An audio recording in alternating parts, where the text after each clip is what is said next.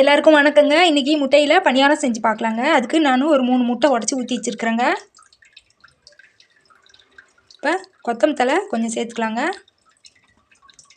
பச்சை மிளகாய் காரம் நம்மளுக்கு எவ்வளோ தேவையோ அவ்வளோ சேர்த்துக்கலாங்க.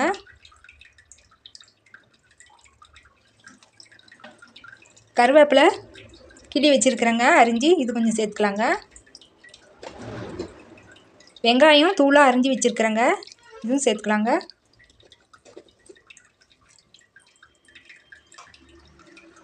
இஞ்சி பூண்டு விழுது கொஞ்சமாக சேர்த்துக்கிறேங்க.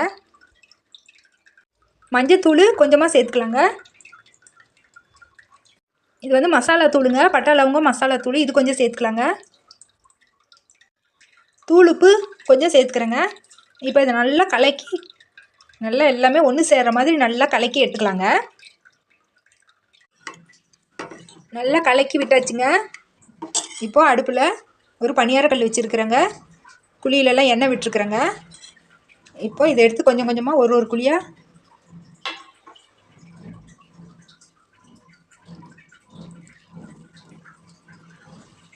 நம்ம விட்டுக்கலாங்க.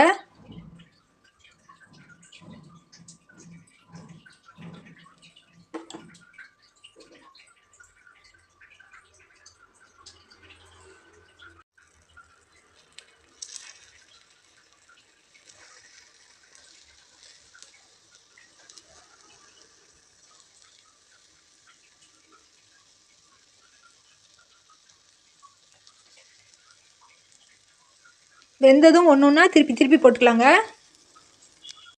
வெந்துடுச்சுங்க. இப்போ ஒன்று ஒன்றா எடுத்துடலாங்க. அவ்வளோதாங்க, முட்டை பணியாரம் தயாராகிடுச்சுங்க. இந்த மாதிரி செஞ்சு பாருங்கள், நல்லா ருசியாக இருக்குங்க.